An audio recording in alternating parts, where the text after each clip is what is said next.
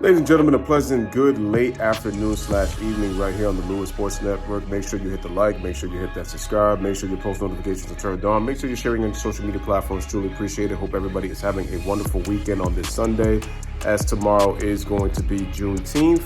And for those who have off, I hope you guys enjoy your day off. If you're working that day, I hope you guys have a wonderful, productive day, man. Peace and blessings to everybody as always, man.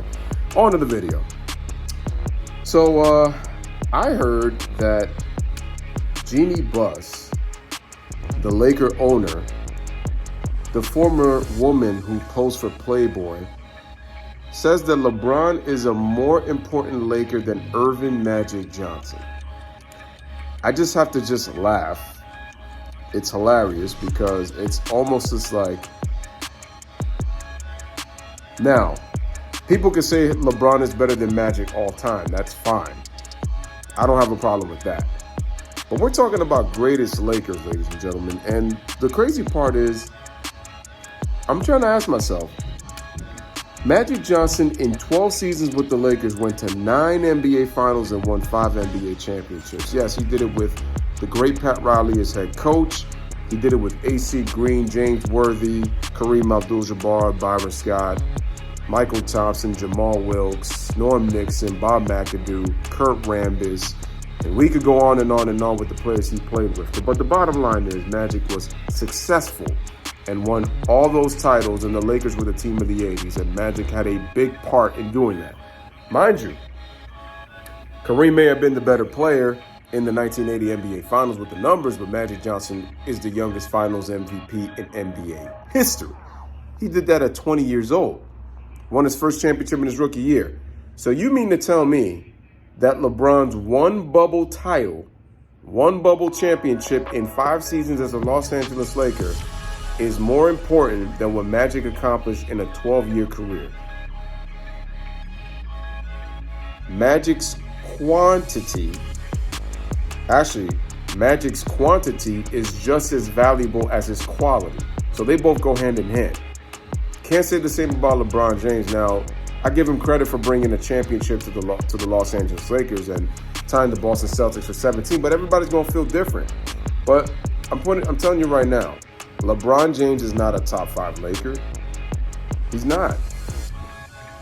If you have him all time is a different story, but we're talking about Lakers.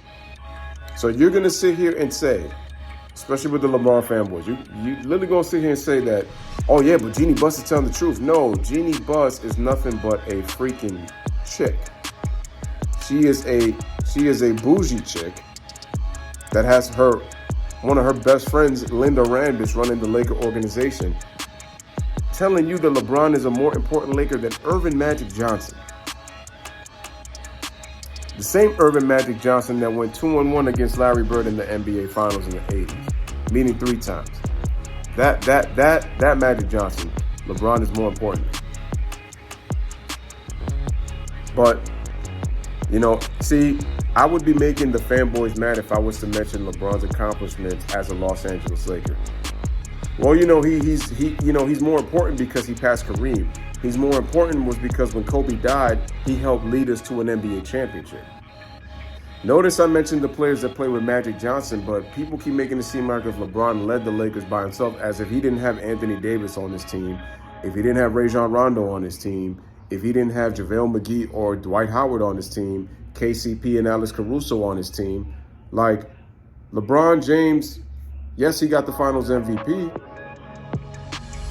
but one can make the case that AD was the best player the entire season, including the postseason.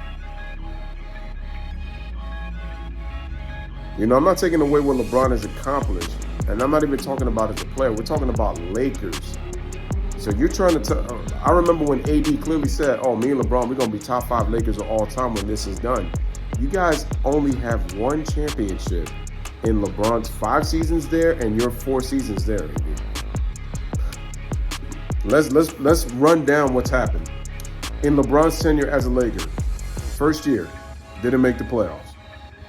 I know, they were 20-14. He had the team in 4th place, but y'all failed to mention that when he came back, he was losing to some of the worst teams in the NBA, teams that were in the lottery, despite the help he was getting from Kyle Kuzma and Brandon Ingram, but that's neither here nor there. Because look where Lonzo Ball is at in his career right now. He's about to be out of the NBA considering his injury that he suffered, right? Then, second year, wins the NBA championship. Okay, people can say circumstances or whatever they want, but the bottom line is the Lakers won the championship, so I'll give them credit for that.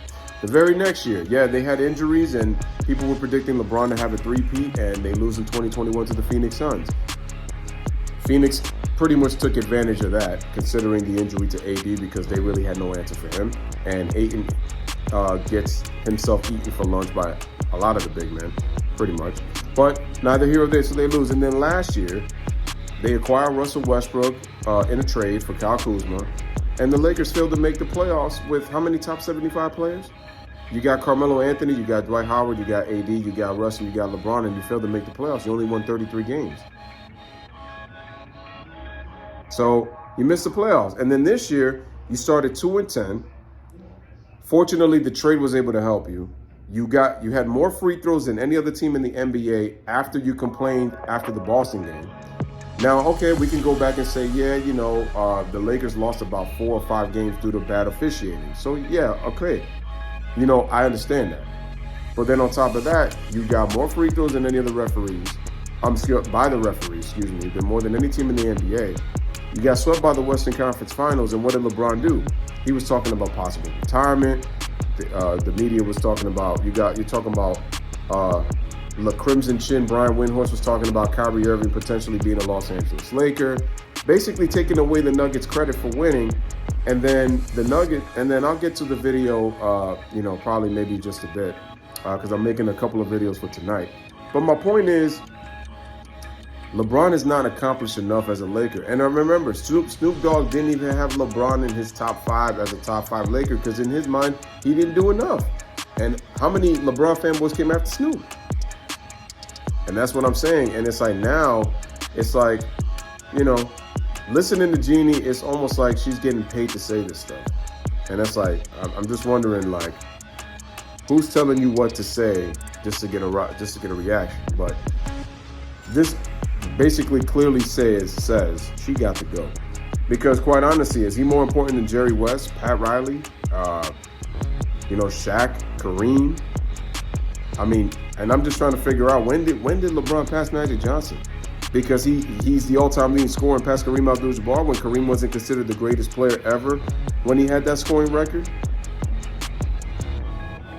That's really ridiculous, man. Really ridiculous. And then one championship in 5 years makes you already better than Magic Johnson. The man won 3 MVPs, 3 Finals MVPs, 5-time champion. We're not talking about who's the better player between LeBron and Magic. We're talking about Lakers. And LeBron James is not a greater Laker than Magic Johnson, because, quite honestly, Magic Johnson helped give the Lakers the brand that they became in the 80s with Showtime. Ladies and gentlemen, there's a reason why they called the Lakers Showtime in the 1980s. But again, I digress, man. Jeanie Buss, you need to sell the team, because you being a Playboy model and all, posing for Playboy, talking this about LeBron being a greater Laker than Magic Johnson and a more important Laker than Magic, man, cut the cap. Anyway, ladies and gentlemen, it's your boy Louis for another one. Let me know what you guys think in the comment section. Bless up, live, laugh, love. Thank you guys for watching.